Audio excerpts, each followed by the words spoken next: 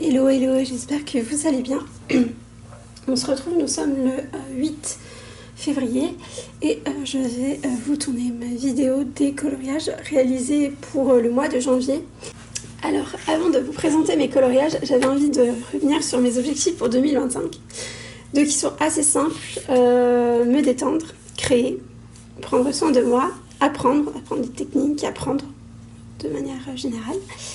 Peut-être aussi apprendre sur moi à travers le colo, me faire des plaisirs ou me faire plaisir et me lâcher. Vraiment essayer de faire sauter un peu toutes les barrières. Et voilà, j'ai pas d'autres objectifs. J'ai bien avancé, j'avais bien réussi mes objectifs de 2024. C'est pas ça le souci. Pour info, j'ai fait 131 colos en 2024. Je trouve que c'est énorme. J'ai fait 28 colos Disney, 71 colos hors Disney. J'ai également entamé et terminé mon 30 jours jusqu'à Halloween. J'ai fait 2 marque-pages et 7 mystères. Voilà, donc je trouve ça énorme. Là, cette année, j'ai pas envie de me mettre des objectifs chiffrés. Je continue avec mon tracker comme ça. Ouais, donc le Disney et le hors Disney. Hors Disney, j'ai ces 3 là qui sont aussi de ce côté. Et sinon, je me suis fait un tableau Excel. En plus de mes carnets, cette année, que ce soit pour la lecture ou l'écolo, je me suis fait des tableaux Excel pour voir où j'en suis dans ma palle pour la lecture et voir où j'en suis dans mes bouquins. Et du coup, je peux vous dire que mon livre le plus avancé, c'est mon World Within World. Je suis à 58%. Ensuite, c'est mon Daydreams de Anna Carson. Je suis à 34%. Et le Petite Princesse côté Disney, le blog Princesse avec 35% de colo. Et ensuite le carré Art Déco où j'ai 34% de coloriage réalisé. Voilà, donc je suis plutôt contente. Et les autres, ça c'est différent en fonction des titres. Mais je suis super contente. Un livre dans lequel j'ai très envie d'aller là en février, c'est le Bridgerton. Mais je sais pas encore dans lequel. Au début, j'avais dit que je voulais faire celui-ci. Là, il me tente un petit peu moins. Mais je sais pas trop. Faire celle-ci. Why not? Je sais pas. Faut que je regarde. J'ai envie de faire un couple. Mon colo préféré, je vais pas le faire tout de suite. Donc on va sans plus tarder commencer par parler du coup de mes coloriages. Et en janvier, le premier coloriage que j'ai réalisé, je l'ai réalisé dans mon Chibi Tarot des Yampouf. Et j'ai fait ma carte. La carte de la lune, donc l'arcane majeur de la lune. Alors j'ai bien aimé mettre en couleur cette illustration. J'ai utilisé pour la première fois de l'aquarelle dans ce livre. J'ai utilisé notamment des crayons, donc surtout des polychromos Lightfast et Pablo, et un peu de luminance. Et j'ai également utilisé du pastel à l'huile et des stylos gel. Alors déjà, ce que je peux dire, c'est que le papier, l'aquarelle, il n'aime pas du tout ça. Donc voilà, j'essaierai de plus forcément utiliser l'aquarelle dedans parce que c'est compliqué. Et les crayons, ça a bien fonctionné. J'ai fait pas mal de stylos gel et de pastel à l'huile, notamment ici sur un effet un peu beurre. Alors j'aime bien cette arcane, cette manière de représenter l'arcane de la lune. Elle est un peu différente de ce qu'on voit d'habitude. D'habitude, l'arcane de la lune, on a une carte avec la lune. Et souvent, on a 2 animaux qui sont les loups. Parce que c'est la carte qui régit le loup. Et en bas, on a souvent un étendu d'eau. Et avec un sorte de crabe qui sort parce que la carte de la lune, c'est la carte qui gouverne le cancer. Enfin, non. La carte de la lune, la planète du cancer, c'est les lunes. Donc voilà, c'est aussi une arcane qui est très rattachée au cancer. La lune comme arcane, de ce que j'ai pu lire, c'est quelque chose qui est très rattaché à tout ce qui est émotion. Donc voilà, quand on a un peu les émotions qui font surface, c'est un peu moins en ce moment. Voilà, je suis en phase avec l'arcane de la lune. Et c'est aussi une carte qui a un attrait avec la maternité. Parce que la lune, c'est la féminité, c'est la maternité.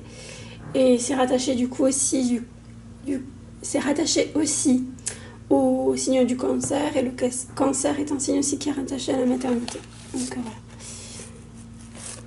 Donc j'ai bien aimé, franchement j'ai bien aimé. Je vais continuer de le mettre en couleur. Je sais pas ce mois-ci ce que je vais colorier, mais voilà. Par contre l'aquarelle passe pas du tout. Donc c'est ma troisième mise en couleur. Le papier il est pas top. Franchement le papier il est pas top. Et je trouve que plus j'avance et plus... il y a un moment où ça me déplaisait pas de faire ce genre de choses dans du papier pas top. Et là je trouve que c'est un peu chiant parce que ça a un impact aussi sur la qualité du colo. On continue avec des petits livres. Le Dark Beauty Mystic and Fantasy de Crook. Là aussi le papier il est pas ouf. Je le trouve un peu mieux que mon Shibitaro, mais pas beaucoup mieux. J'en ai fait un entièrement à l'aquarelle et au pastel à l'huile. C'est celui-ci.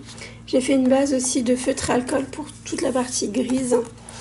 Là, le fond, c'est du pastel à l'huile de chez Sennelier. Et sinon, le reste, c'est donc feutre alcool et base d'aquarelle. J'ai fait ça de façon assez grossière. J'avais besoin de... J'avais envie de... Voilà, j'aime bien ce livre. Je sais que c'est pas un truc qui plaît à tout le monde, mais moi, je l'aime bien. J'aime beaucoup. Voilà pour le Mystique, non pour le Dark Beauty, Mystic and Fantasy. On va continuer avec les crocs. Je suis aussi retournée dans mon Dark Fairy Tales et j'ai fait ce coloriage-ci. Pareil, feutre alcool, aquarelle et crayon. Là vous avez les coloria et les polychromos, les coloria d'Imaginor. Ouais. Je referai peut-être une vidéo un peu matérielle, avis. J'ai pas tant changé que ça, mais mon avis un peu sur les petites gammes continue un peu de se creuser. Je pense que c'est avec aussi le temps. Voilà.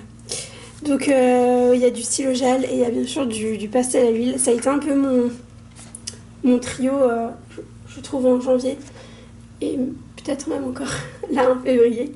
Crayon de couleur aquarelle et pastel à l'huile et stylo gel un petit peu pour les détails. Donc voilà, j'ai beaucoup aimé le faire. Je vous montre un peu de plus près.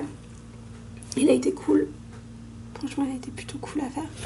Il me reste qu'un seul conte, coloriage du conte La Belle et la Bête, celui-ci que j'aime beaucoup, et j'ai déjà commencé en février. J'en ai fait un dans un autre conte que je vous montrerai du coup le mois prochain.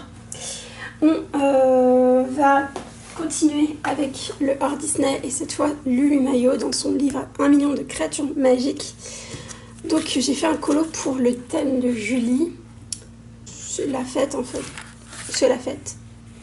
Ouais. Donc il y a quelque chose de festif. Donc j'ai voulu faire celui-ci. Je trouvais qu'il était assez festif. La grenouille dans son smoking, la petite lutin avec sa ballerine qui danse avec les poissons.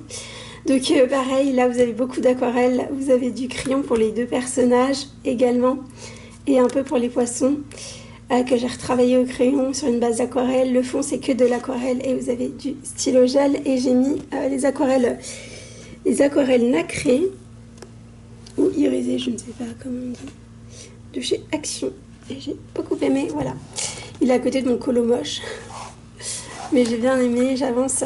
Par contre voilà, ça m'a fait... ça a transpercé l'aquarelle. Donc il va falloir que je mette je pense que je vais mettre des encres sur celui-ci que j'avais déjà fait. Celui-là j'avais bien aimé.